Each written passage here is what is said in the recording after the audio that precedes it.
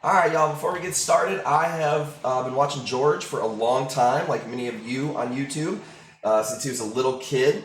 Really appreciate his hustle and his journey. It's been cool to watch. I've talked to him. He's an Illinois boy. I've met him a handful of times. He's always been super nice to me, and always appreciate the time that I've talked to him. And Brett, I've never met in person, but we've talked on Instagram a few times, and I do appreciate what he's done for the industry. I know he can be kind of a controversial person in this industry, but overall, I think he's a good guy, and I'm looking forward to seeing this video. I haven't watched any of this, so we're just going to react to this together and see what these guys have been up to. So if you like this content, make sure you let me know. Follow me on all the other platforms, by the way. This is Brett Raymer. We're gonna be checking out some of the tanks that you've actually built from the TV show Tanked. Season 6, Episode 6, 2013. We are here at our first location. There it is. Okay, wow. That tank's dope. I haven't seen all of the show Tanked, and I haven't watched it for a long time, so I don't remember a lot of the tanks. Short of the Christmas stuff here. Holy crap, dude. This tank is pretty awesome. Looks pretty damn tall. And the room that it's in is just like amazing, man. I always tell people an aquarium is so many things, and a piece of furniture and a piece of art is just one of many things that it is. But check that out, that's badass. We did this as a Christmas episode. Wow. That is amazing. Those ornaments in there were that was just trash. I'm sorry, that was weird. But I get it, you're decorating it for Christmas, it's all good. So how big is this tank? 3,000 gallons, it's 8-foot diameter, 12-foot tall. I'm gonna give it a big hug. That's a little sus right there. 12 foot high, 8 feet diameter. That's a badass tank. There you go. Look at that. Can you name some of the fish in here? Absolutely. So we have blue tang, we have a Niger trigger. Look at his teeth. He's got like 2. Man, check that out. It's rare to find a Niger trigger with the red 2 fangs like that. That's really badass. Orange teeth. What's this guy? That's a crosshatch trigger, and those guys are like 1,200. We did this as a Christmas episode. Crosshatch triggers for all my reef guys. Reef safe. If you want a ballin' ass fish. If you want me to walk up to your tank and be like, damn. Crosshatch triggers. Really dope fish.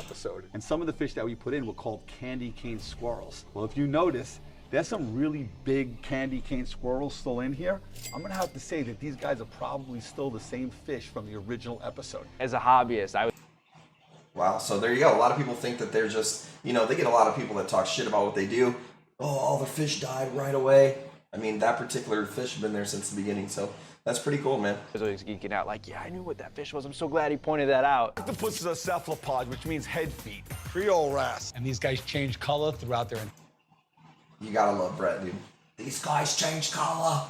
He's very animated, man. I like him. entire life. This is the canary eel. This guy's from the coast of Brazil. Did you ever have any close calls on the show when you were like sliding these tanks into place, bringing them in, transporting them? I mean, I would just get so... Dude, as somebody who has done my fair share of installs, it is the most nerve-wracking part about doing any job, man. Plumbing, moving, leaking, it's a nightmare. And then the bigger the job, the more nervous you're gonna be, But the bigger the payoff. So nervous. So in this episode, believe it or not, got the water filling, water started leaking right out of the bottom of the aquarium. The bottom actually cracked in transit. And that was all 100% real. It happened in shipping. The crazy... Okay, that's a nightmare. And the reason that he's like, that happened for real, because a lot of people don't really know that there's just a lot of manufactured drama, especially if you're a professional. Some of the things that I see them doing, it's like, okay, that's for TV. But I would assume that probably wasn't for TV. And yeah, that would be the face you would make if your tank was leaking on the bottom in a house like that. Crazy thing about building aquariums, there's water, there's glued pipes, there's something always. I wonder how much water they got in the tank before they realized that it was actually leaking or whatever. Let's jump forward to check out the filter a little bit here. This is the filtration to that tank. Yeah, hey, what's up, Steve? What's going on, guys? So this is the heart of the aquarium here. We've got two different types of filtration. We got the open loop that's got the salt, the protein skimmer, biofilter. We got the closed loop. It's got the cartridge filters. We UV sterilize. It's a fat skimmer right there. I'm not gonna lie, it's a fat skimmer. And the chiller right behind. Apex system so he can check everything on his phone. Also has the RO system. These bats are huge. So they have probably Time to change that filter out, ain't it? Fucking maintenance guy. 600 gallons right here of makeup water that they do their water changes with.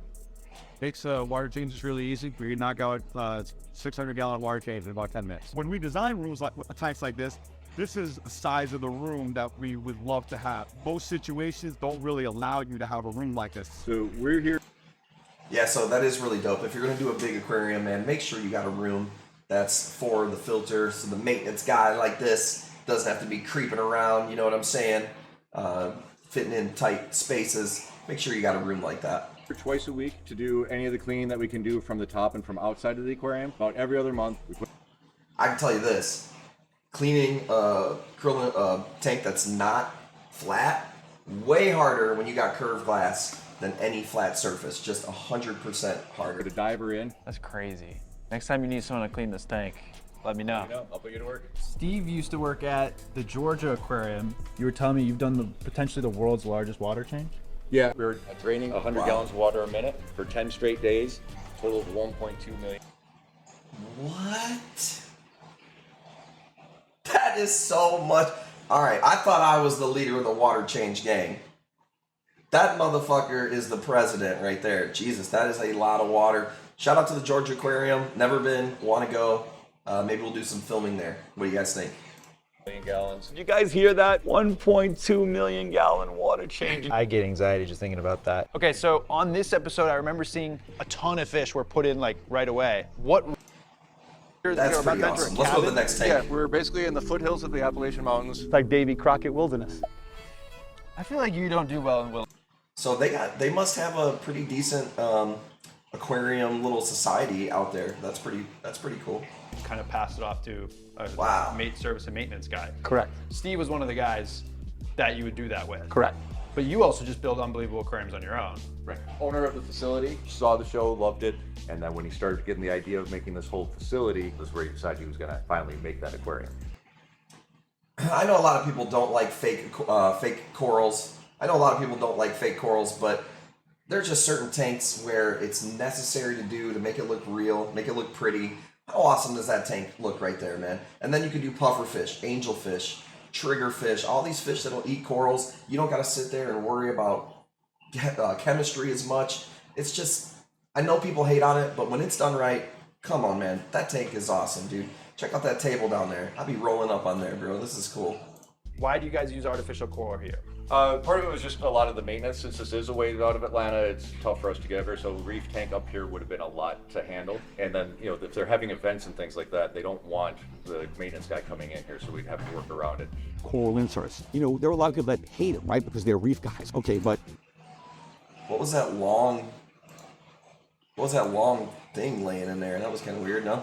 okay, not everybody has the time. Not everybody has the ability. Not everybody has the skills. I don't know if I like those cards in there. I'm personally not a fan of putting like stuff that's not in the ocean in the tank.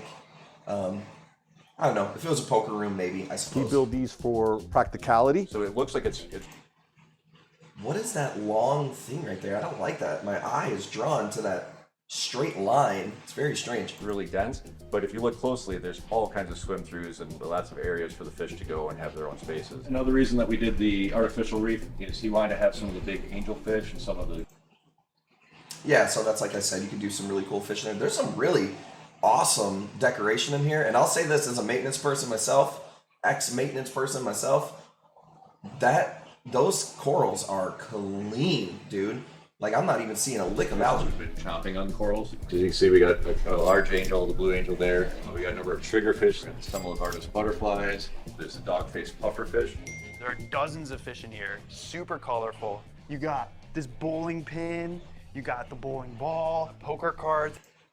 I'm not the biggest fan of that, but I think it's subtle enough in this tank where it doesn't bother me. I don't mind That are it. just kind of like poking and embedded everywhere into the reef. I can't get over that straight line though, right there. Whatever that decoration is, I don't. It's a pool cue. I don't know. I'm not a fan of that. What do you guys think?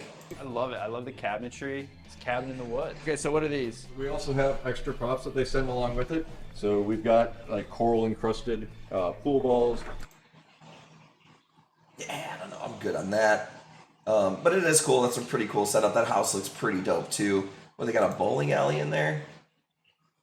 Frank, I wish I had this in my house. This is like the Oh, it's by the bowling alley. Okay. Let's do it. He doesn't know who he's messing with. Oh, there it is. There it is. Look at this, 2 TVs. You pretty can cool. watch my show while I watch your show. We can create a new show. I'd beat you. What do you think if those two created a show? Never thought about that before. Get your boy in there, huh? Holla at your boy. Doing pool. What am I gonna get? Fish tank? Maybe. What do I get if I beat you? Half your YouTube subscribers? A real coral. Finally! A real coral! Giving him some shit. Giving him some shit. That's cool. Now let's check out the next tank. Wow, that's a man-made waterfall. Man-made waterfall. Yeah, we drove over it Yeah. when we came in here. Brett, you have a koi pond, don't you? I did. Not anymore. I sold that house. You sold it? Yeah, I had a 6,000 gallon koi pond. Wow, that was pretty cool. 6,000 gallon. Is that Brett's house there? Or was his house? Man, that's pretty badass, dude. What happened to all the fish? We left and we sold them with the house. They got new owners. That was sad. I wanted to visit your koi pond.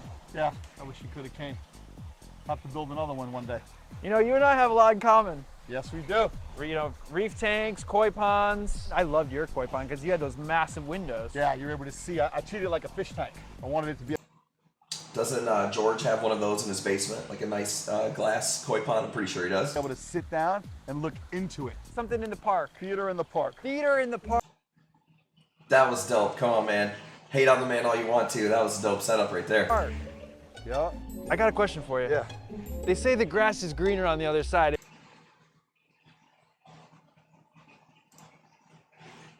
Wow. Look at that. Wow, that's weird. Still looking good. Over 3,000 gallons, 15 to 17 feet wide. It has a lot of different angles, as you can see. I mean, this was one of the hardest aquariums that we ever had to build. Wow, what do you guys think about this build? I've never seen this before. Man, that's pretty cool. I don't know if I like. I like it as the aesthetics of it, walking into that business or whatever. It's really cool. Looks like it's lacking a little bit in the fish and the stuff on the inside. But as far as the design, even though it's wacky or whatever, that's pretty cool, man. What do you guys think? Why? Every angle has to get sanded, polished, it has to be glued perfectly. Well, look, here we are 8 years later, and look at this thing. It's still in the exact same shape that we left it in. I remember. I would hope that it stayed in the same shape that you left it in. It is an aquarium, but I don't know, Brett. Some of these fish, you know, the same ones, especially the size that they are. I mean, so many cool fish. I mean, Pakistan butterflies, man. One of my favorites. Fish only system. You ain't balling if you ain't got one. Pakistani butterflies, emperor angel, Niger trigger. We have yellow tangs, sailfin That emperor looked like shit, didn't he? tangs, Heniacus butterfly. Look at this guy. Yeah, look at that guy. Amazing golden puffer. Here's that rock form. $1,000 for a gold belly puffer? I don't know about that. I'll sell those motherfuckers one right now. Formation. And then here's the 2 pillars Ah, the company logo. from the old logo, correct. So this is a double-sided aquarium. We'll go check out the other side. Come on. Completely different angle. Now they got the showroom, they got the waiting room. How many episodes did you? It's cool, man. I think it's cool, especially for like a business, a little side piece over there. I think it's a cool setup. So we shot 150. Needs more Those fish. 156 episodes. How many of those builds were like in businesses versus people's homes? Maybe 60-40. We did more homes than businesses. And when you deal with the business, they would bring down the whole company to do these reveals. Yeah, I And remember you're that. making 60, 70, 80 people happy. All right, Steve, we're gonna feed the fish. They look hungry. The puffer, when he eats, So now you can see there's more fish in there. They know what time it is. he will bite onto food and then spit it out and try to bite on it and spit it out. And every time he does that, these other fish will come up and grab it from him. So I have to actually hand feed him so that the other fish don't come and get his dinner from him. About a month. Puffers are like that, man, but they do help feed everybody else. Puffers, if you got a dog-faced puffer, here's something you need to know. You see his teeth? They'll keep growing and keep growing. You need to feed them something like clam shells to break those teeth down. In the wild, they would be chewing on rocks and stuff. They could actually die from their teeth being overgrown and being like lockjawed like that. So let's take a look at the next tank here. Jeez. Got a car with an anchor. It's almost 300. That's expensive. I don't know. So you're saying that for the price of like a really nice planet, why do you think it was so successful? Like, what about Tank do you feel like resonated with people on a level that just made it a worldwide success? Family. Okay, so maybe this is not about the tanks anymore. This is them just having a little bit of a sit down, which is pretty cool, man. For me to see two of these people who I respect in our industry have a sit down, this is actually kind of cool, I think. Values, education, amazing bills, celebrities, comedy. People took a liking to us because they felt like they knew us. They felt like they were part of our family. Everybody loves fish. Okay, let's talk about that, right? So public aquariums open and they never close, right? Why do they never close? Because people love fish. They don't like to take care of them maybe as much, but they love to go watch all the sports venues combined. I think that's pretty true. What do you guys think? Hockey, baseball, basketball, football. You take all the arenas that they have, combine it, more people go to amusement parks, zoos, and aquariums. So I started thinking about the value. Hang on. He said if you take all of the sports, combine them, more people go to aquariums and museums. I mean, I'm not disputing that. That's probably true, right? Weird stat. Wow, pretty crazy. Value of what our show could bring, and there was nothing like it. So if I was the first to market, I figured we're going to be the best. How did it work? Basically, I've heard like some things were filmed in reverse. What happened is we would go there, see Shaq, hey, how you doing? And the aquarium's already in the parking lot, sitting on the trailer. All right, go down the block. All right, here comes the truck. All right, go on, pull up. They pull up.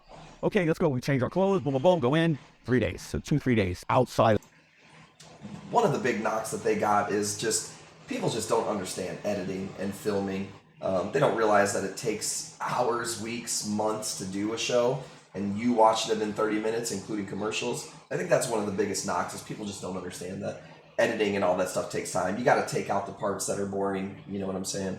The building process at our facility. But when we were actually at the client's house, it was 2 to 3 days, and we were done. How did it work with celebrities? Did the celebrities really want the tanks? Did they pay for the tanks? Like, how did that whole process work? Yeah, it worked a variety of different ways.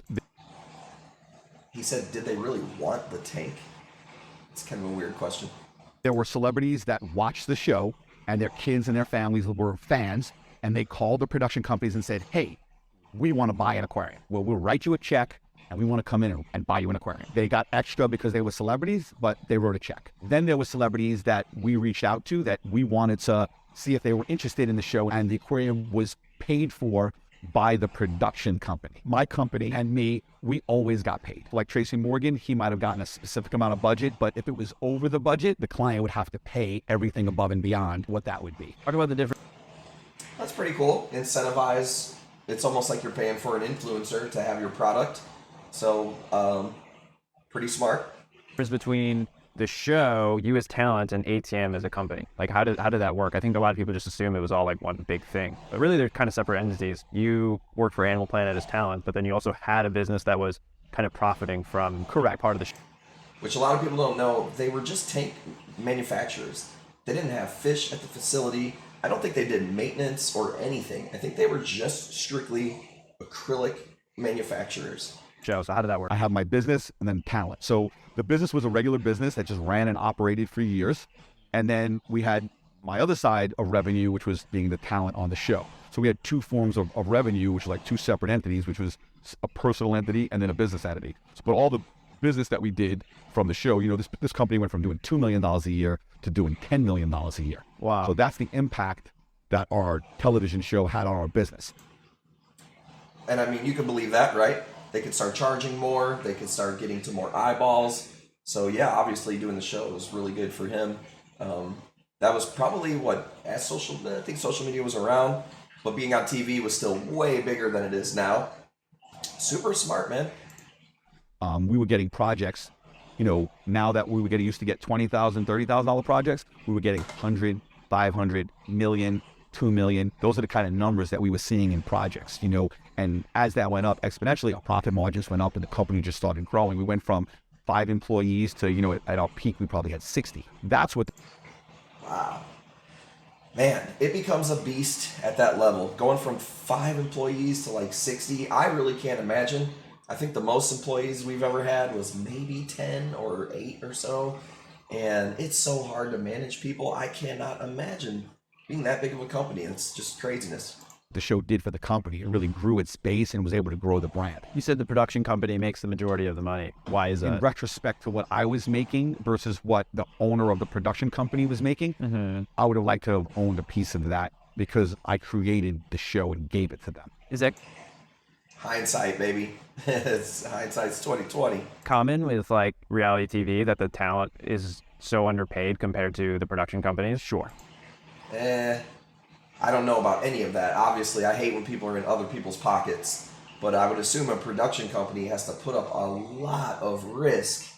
What if people don't like your personality and you flop or whatever? So I think it would be interesting to have the company there. And I'm not saying companies don't screw people and take your idea and run with it. But it's always easy to be like, after your success, to look back like, well, I should get paid more. But hey, you still got the platform, and I get it. We all want to get paid more. And even the networks? Sure. So just so everyone knows, I get no rerun money. So when you watch reruns, I got paid for 1 episode. And now I wonder how that's built into your contract, because I'll tell you what, if I'm doing a show and I've never been on TV before, the first thing I'm asking is how I get paid. And if you're not seeing that you're getting paid for future episodes, how did you not ever ask that question? That doesn't really make a whole lot of sense to me. And that's it. And they run it 1,000 times, and I get nothing. A lot of people, the last time they heard about Tanked was... That could be a little deceiving, because what if they were like, here's the deal. We're going to pay you $1 million lump sum up front. If the show blows the hell up, or if it flops, you get your $1 million. So hard to say. Would like to know more info about that, if we really care about Brett's finances, which I don't really care about. But it just ending so abruptly, and obviously there was like controversy with it. What is your current relationship with your brother-in-law and your family and the show? The show ended in 2019 for multiple reasons. It was a really expensive show to make. Animal Planet was going through some transitions. I wonder why the show would be expensive to make. Like, if you're already selling tanks, I mean, I guess if you have to keep upping the celebrity and then you're paying for their tanks, I get it. A lot of people, a lot of moving parts. With new presidents and people, they got rid of our show, they got rid of a couple other shows, but there was also family issues. There was problems between, husband and wives, there's problems between brothers and sisters, there was problems between just family in general, and that's pretty sad that you're all making money as a family, and you're probably at the bigger level than you ever thought that you would get to, and you're bickering with each other and fighting with each other and not being happy, and that's sad, man. Me personally, I needed a break. I decided in 2019 that I needed to part ways with everyone. So I came in one day and I just said, I'm done. I don't want to do this anymore. I quit. Was that a difficult decision? No. Why not? That seems like a huge decision, that you have a massive TV show you've been doing for 50 years, but and you're just going to give it up. The show had already been ended, so I wasn't giving up the show. It was more my business that I was leaving and the family dynamic. So here's the thing, that's kind of fucked up. It's like a walkout, where isn't it your company? How does that work? Like, I can't just walk away from Kush Corals, Kind of interesting. I just think happiness is way more of a value than money. It's not about money. I think it's more about, I love the show. It was my baby. I created it. The show went away because of nothing I did wrong. Went away because of other people. And that was upsetting to me. I feel that, man. I've had my Instagram taken away. I've had my Facebooks shut down. And, man, it sucks, dude, when you work hard and it's things that are out of your control. So I can feel that. Someone could take what I created and made such a huge success. I mean, we're talking about, in my opinion, 156 episodes, more episodes than Friends. We're... Man, that's a crazy perspective right there. More episodes than the show Friends. That's pretty wild, man. Top-notch reality show that's been on television for a really long time. And we did a lot of good for the world, for our hobby. So to me, when you took that away from me and I didn't have anything to do with it, when I gave you something that was me, it's kind of like... There's a lot of people that'll argue if they did good for the hobby. I'm not saying that they didn't. I think it's hard to say. If you own there's so many different perspectives. If you own a fish store, the show Tanked was really great for you. It definitely didn't hurt you that there was a show on TV about what we do. What do you think? Put in the comments below. Do you think they were a net overall positive or a net overall negative? And if you think they were negative, why? Stabbed me, really took a lot out of me. And that's what I didn't want to deal with. It wasn't about money. It was about, I just was mad that they would ruin something that was so good to all of us, and I just didn't want to be a part of that anymore. So I left. That was it. No regrets. No regrets. None. Zero. What? But why leave? It sounds like he's talking about the show. Like, I built this baby, I built this show, and the show is over. Why leave the company, though? The aquarium building company. What happened to ATM, the company, after you left? So, is it still around? It's not around anymore. I did not know that. I didn't know that ATM wasn't a company anymore. I did the majority of the sales for the company. I was the driving force. I probably sold between $3 and $5 million worth of aquariums myself every year. Seems kind of a low number. I would think more. I guess if he's just talking about himself, I'm sure if he's an owner, he's doing plenty of other things too. When I went away, I left. You had to find somebody to replace me. If you're not going to be able to really find someone to replace the star of the reality show that people look up to and want to buy aquariums from. So it just wasn't going to happen. I could see people being like, I don't like his ego, I don't like his attitude. And I get that, but I respect a guy who, knows his worth and knows, like, hey, fucking do it without me then. Show me that you can do it without me. And I respect that. So I just think that with me leaving, family issues, multiple problems, just the company couldn't survive. What happened to Redneck? He's still around. He's around. He's in Vegas. He's working. Does he make tanks? Does he? I don't know what Redneck does. He was working for Johnny Walker RV at one point. He was basically the place we did an aquarium for, and Redneck was an RV guy, so after ATM closed, he wound up going to work for Johnny Walker. There's a lot of tanks out there. Some are still existing. There's some that have been taken out of those homes. You kind of see stories online, and this is where a lot of, people will come at you guys about some of the builds you've done. Can you explain that to the average person? It's like anything else. I mean, look, you get a car, you have it for a couple of years, you're tired of the car, you don't want to take care of it anymore, you have a maintenance issue, and what do? You sell your car and you go get a motorcycle. Can't really speak for why those aquariums left. I think the bad rap came from more... I can understand that. I'm sure it's on an individual basis. There's plenty of people who move, get sick of the tank, just don't want it anymore. That happens, man. People get in and out of the hobby all the time. Money things happen. They don't want to put resources towards it. I get that. So from social media, you do 195 amazing aquariums and you do 2 bad ones, and the only ones that they remember are the 2 bad ones. I think there's also truth to that, man. I really do. They don't remember the 196 good ones that you did. Did you ever see a rocket ship aquarium? That's why the news does, negative headlines. You know what I'm saying? You ever see a refrigerator turn into an aquarium? You ever see a car turn into an aquarium? You ever see a pinball machine? Well, there's some things that don't need to be a fucking aquarium either, but I get it. Turn into an aquarium? I'm not sitting here, saying that we did everything correct. But I am telling you, we did take precautions. We did have protocols. We did have steps.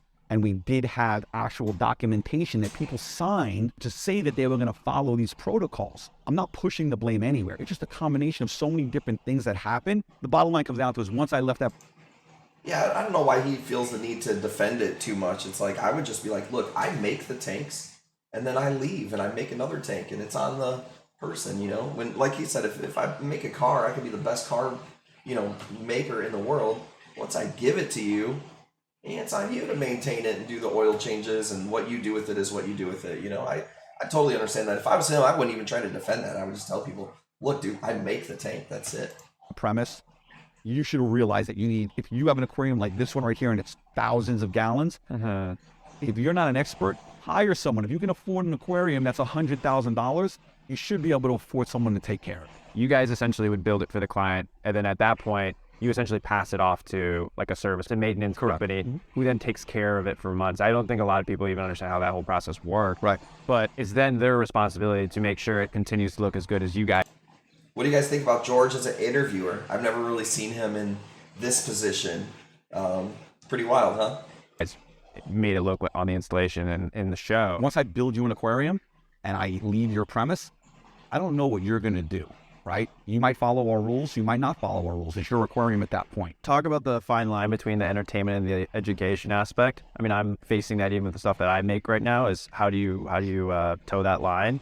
You know, if I don't mention acclimation in one video, I see the comments, right? So like, how would you react when?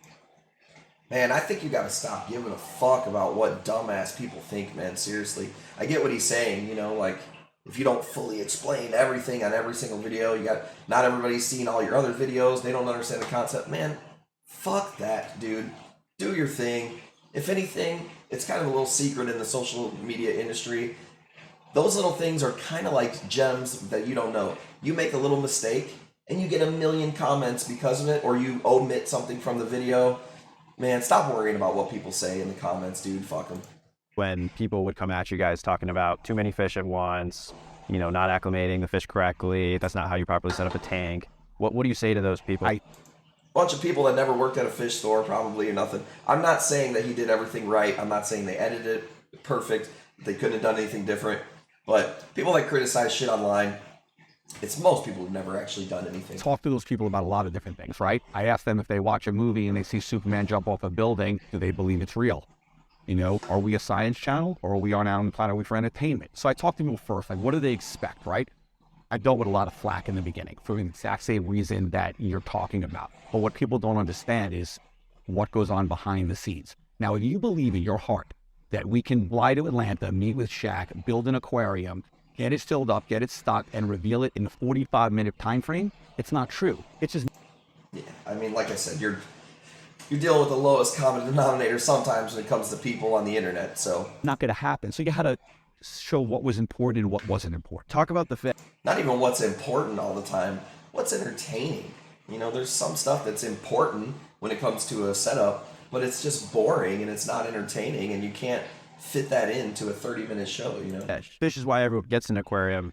What was it like dealing with fish? How are you able to put so many fish in at once? Talk about the behind the scenes. I equate the television show to the convention business. You have a convention that you guys produce called Aquashella, which is amazing. Very nice segue into a plug right there, by the way. Amazing. I came, I saw what you created, and you guys have all these vendors come in. And every vendor that you have come in sets up an aquarium for 3 days, and they look amazing. What am I doing? I'm doing the same thing, right? Coming in 3 days, we're setting up an aquarium. And what do they do when they're done? They break... Isn't that a little creepy right here, though? Their aquarium down, they take out some of the fish, and they go home, and they bring them home, and they put them back into their other aquariums, and fish live happily ever after, right? You guys would bring the fish in, film, and then you'd actually take them out and potentially just put them back. So not always. So I'm going to tell you how, I'm going to give you the whole scenario. The majority of the...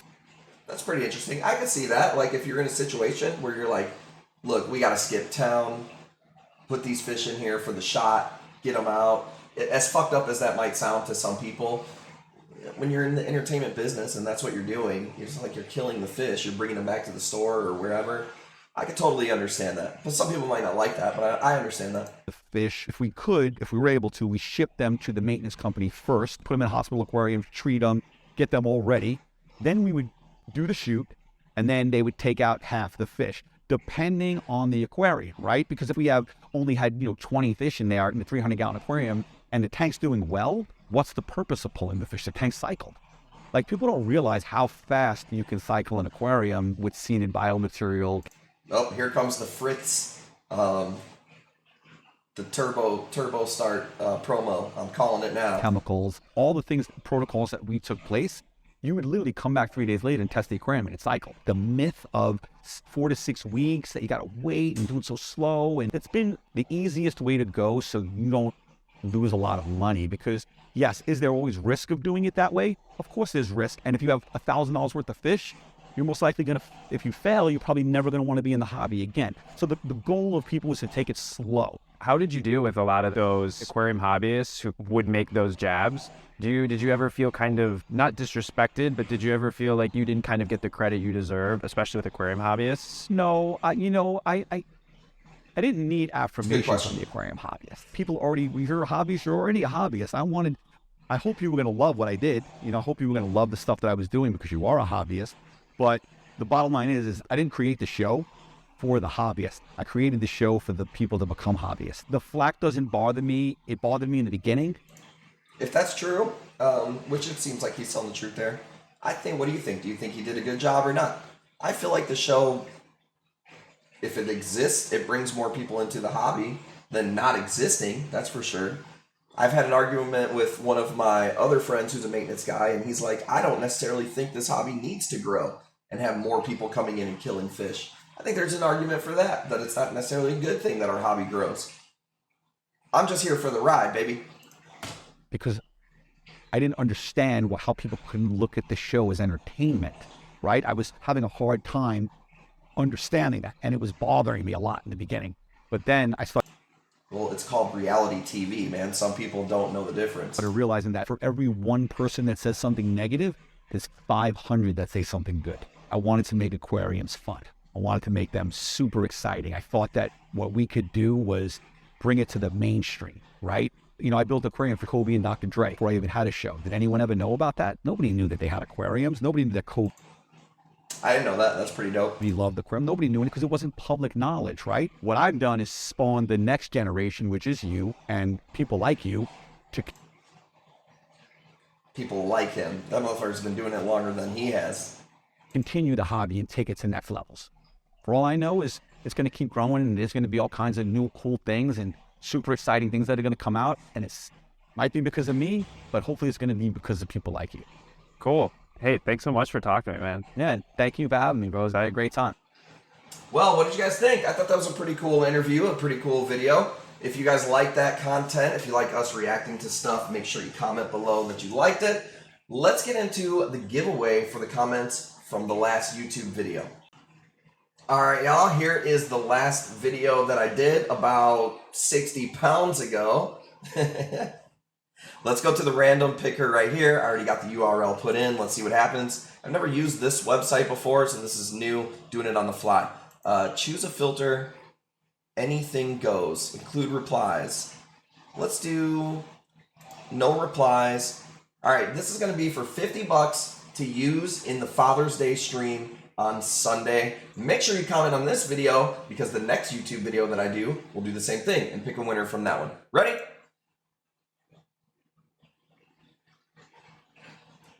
It's got 54 comments. Let's go. Uh-oh! Our boy Donald Letcher. Donald Letcher, that's what's up, dude. I'm going to get a hold of you after I'm done filming this YouTube video. Congrats, brother man. Make sure you guys comment below. Twitch.tv/Kush Corals. Father's Day stream is about to be lit. I got giveaways from Dinkins Aquatic Gardens, Reef Galore, Tyann, PNW Custom, and tons more. We're giving away some shoes, some dad shoes, some corals. It's going to be an awesome time. You guys better be there. I will see you soon.